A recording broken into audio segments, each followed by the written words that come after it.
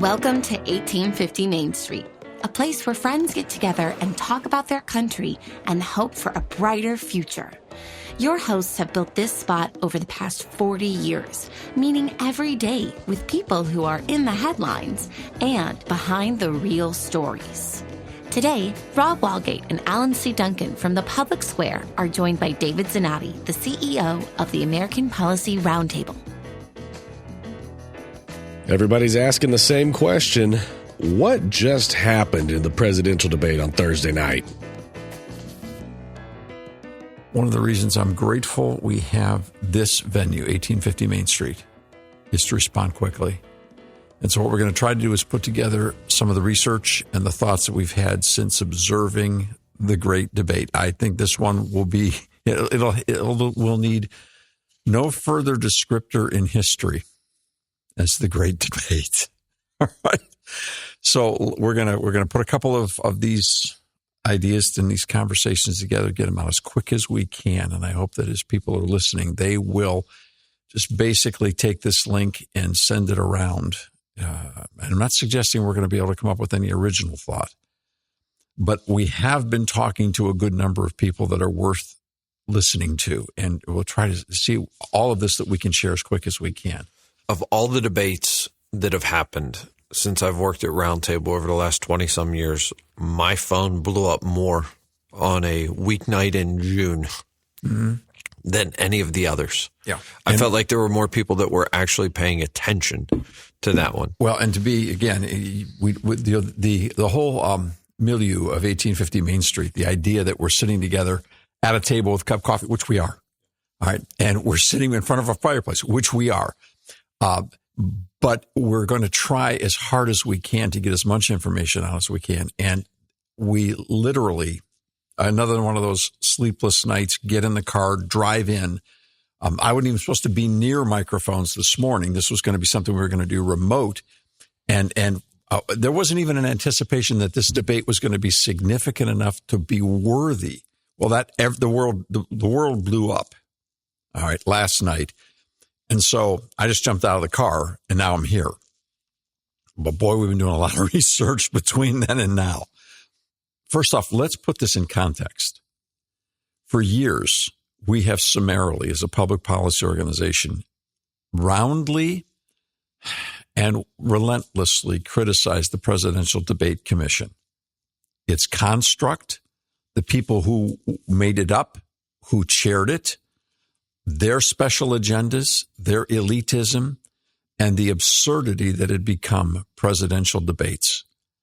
And so for no other reason, I want to thank God and every praying person that there was a presidential debate that was not conducted by the Presidential Debate Commission. Now, the fact that it was put together by the campaigns and that they selected CNN to be the first entry point of why they would do this or how they would do this, okay, I wasn't in the room. It's not my decision. I would not have ever, if I was chairing a campaign or was the candidate, would have never agreed to have any of the existing networks conduct a debate. Never, under any circumstance. But these campaigns and candidates did so. It's their lives. It's their careers. And then not to let reporters in the room during the debate either, which was an interesting choice. And so there's a lot, but let's make one thing. I would rather have had this debate than any of the prior formats that go back the whole way to Nixon and Kennedy. The muting of the mics was a nice touch, I thought. Oh, we could, and this was by far better in many, many ways. Procedurally, it was better. In fact, if you go back and look at the Nixon-Kennedy debate, the first televised debate, two guys in chairs and then a moderator sitting behind, which had to have been the equivalent of a card table at best. They probably spent a total of 69 cents on the set. I mean, there was what did they pull it out of the broom closet? What did they borrow? Hey, Bill's got an extra little table. Let's use that one. Well, Alan's first text to me last night was regarding the set that they had there. Well, I said it looks like SNL so far. I'm waiting for, that's going to be the opening piece of SNL coming up live from New York. You're going to get a rehash of this, and it's going to be very interesting to see what they do. And this conversation will probably be to SNL to the air, but will probably require a whole nother conversation just on what SNL does with it. But so let's just talk about the construct of the sense that it was better to have it in a format that was outside the Presidential Commission. It's also interesting that if you go back to that JFK-Nixon piece, you realize perhaps the dominant lesson that was learned in the first 60 seconds of that debate is still the prevailing dominant lesson. If you go back and look at that debate, you see Richard Nixon sitting with his hands in his lap, his suit coat buttoned up, and he's sitting there like a kid waiting to go to the principal's office, looking as awkward as you can. And there's JFK. First off, JFK had the correct suit for television. Nixon had a lighter gray suit, so he completely blended into the black and white atmosphere. You couldn't see him. Kennedy, whose people knew what they were doing, came out dressed in a black suit and a black tie. So in a black and white environment, he stood off the screen. He was seated with his legs crossed, his arms relaxed across the arms of the chair as if Francis Ford Coppola had set him up in the seat himself. And there he was. In 60 seconds, looking at the picture alone, which of these two men would you want as your president?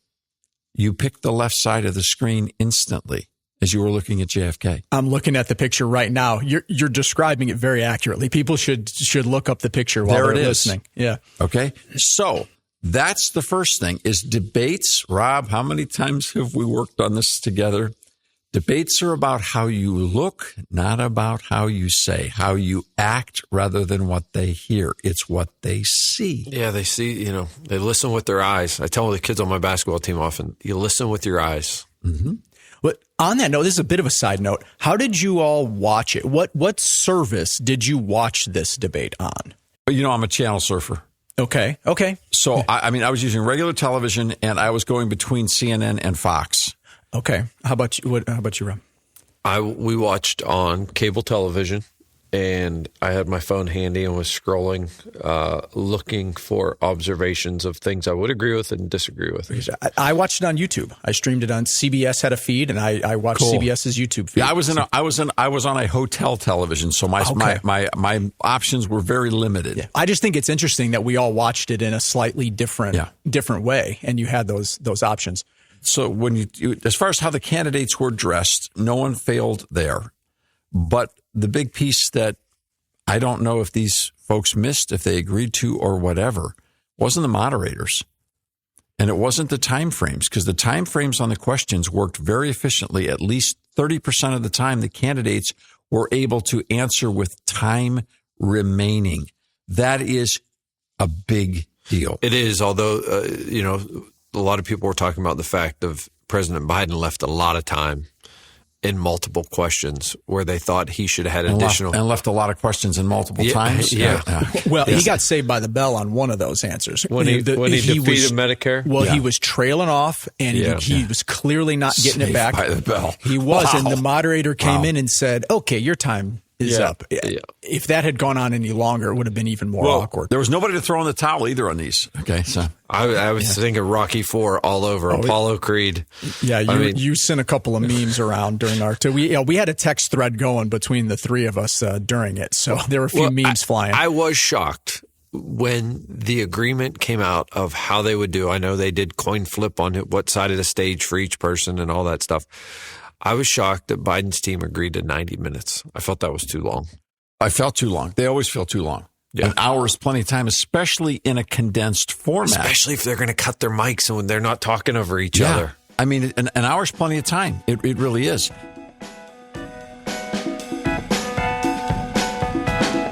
Thanks for stopping by at 1850 Main Street. We're glad you're here. Do you want to learn more about what's really going on behind the scenes in public policy? Tune in to the Public Square on over 200 radio stations coast to coast. Or download the free Public Square mobile app from your app store. Just look for The Lamppost. Find out what America's talking about at thepublicsquare.com.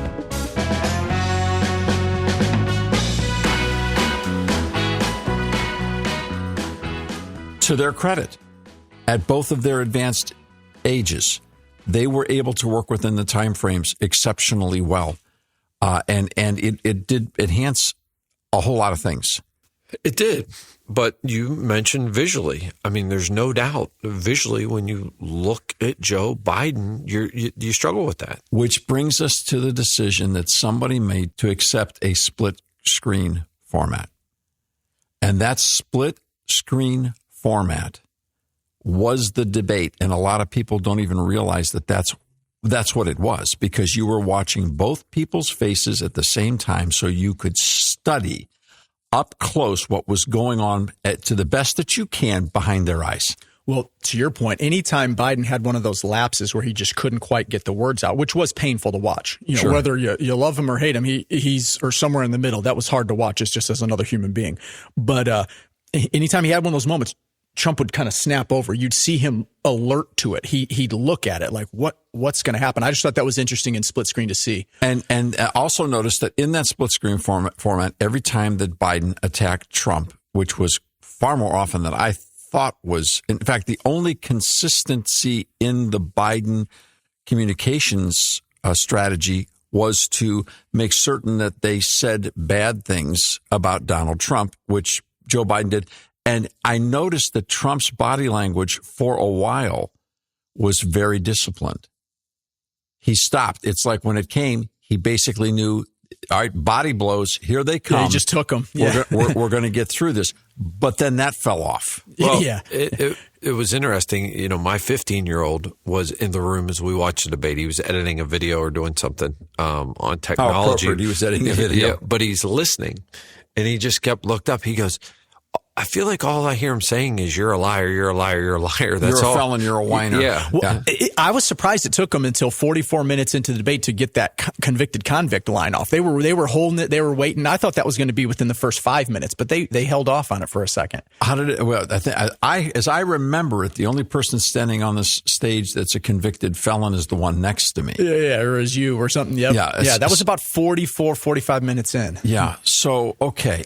Well, I think Trump, I think he missed an opportunity there, though. I really do. And here's why I think he missed the opportunity. You think? I have four lines in my mind. Well, here's where I think he missed the opportunity is everyone chanted at all his rallies and everything in 2015 and 2016, lock her up, lock her up, lock her up. And when they asked the question, will you put your political opponent behind bars? He should have just looked at Dana Bash and said, if I would have done it 5 years ago. No, I won't do it. I didn't do it when I had the opportunity before. All these people say I will. Why didn't I do it then? This is going to surprise people because I will tell you that if Donald Trump, who is being roundly praised today in conservative circles and at least on some conservative talk, television, and radio programs for the best performance of his political career. Okay. That's fine. And the people that have already sold out in a partisan fashion, they're going to say what they saw. They have a voice. We have a voice. God bless us all. And let's just hope that somewhere along the line, we're going to be able to tell the truth, find it and tell it right. Okay. Let's hope we can get it right. Donald Trump could have wiped the floor up on this one if he had had more discipline. And I give that as a lesson for history because when a person is being intentionally abusive in an environment such as that, and a person doesn't respond in kind, the person who slung the insult loses. It boomerangs right back on him. I do think Donald Trump was more disciplined than I ever dreamed he would be. Credit where credit's due. I'm shocked at that. And I am surprised that for all the things that Biden couldn't execute and couldn't do, he could get the venom out. I don't know whether he genuinely feels that way about Trump or that was just the part he could remember that was easiest for him to deliver. But he did get the hits in, and he did get in Trump's head.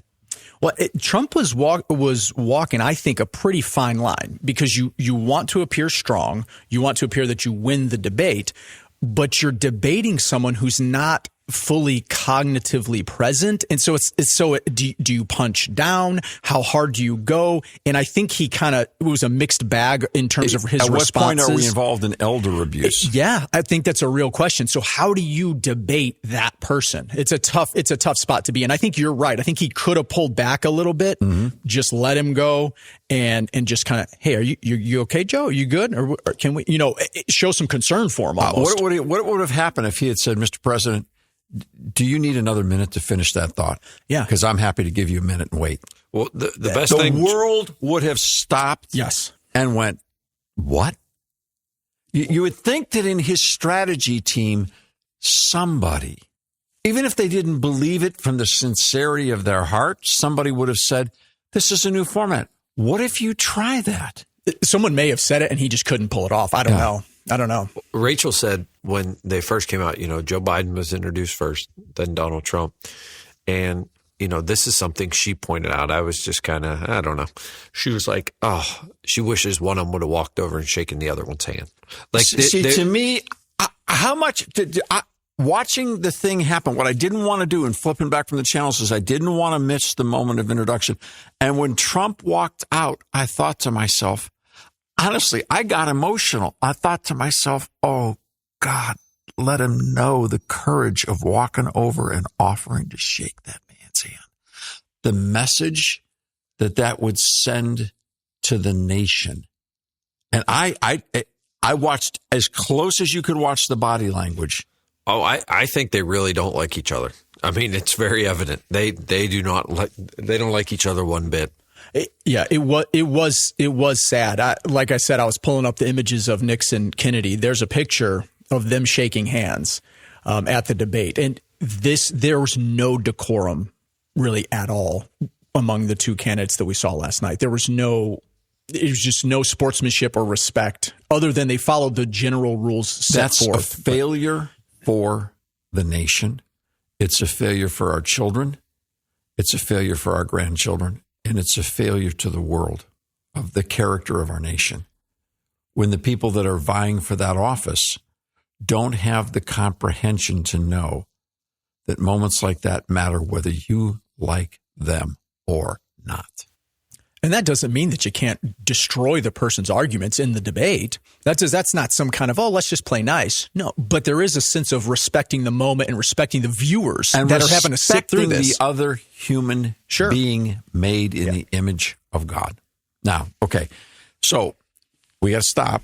Listeners, friends, frustrated, right? Because all we did was talk about technique, and those aren't the questions people want asked, because what the media is on fire with right now is Biden going to resign? Is Biden going to resign? You know what? Look, we're going to get there, but it's going to take a while, because before we do, there's something that's even more important than the handshake. And I know there are people right now that have cursed at their listening device right now, and they're mad at me. And I will practice what I preach. I will defer.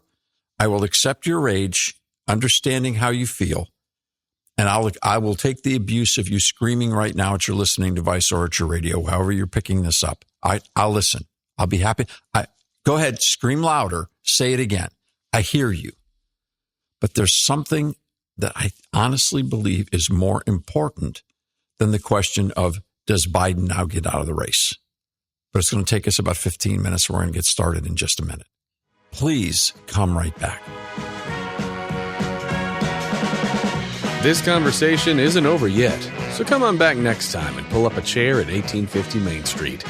To help spread the word, please remember to rate, review, and subscribe wherever you get your podcasts. To find out more, visit 1850mainstreet.com. We'll see you soon.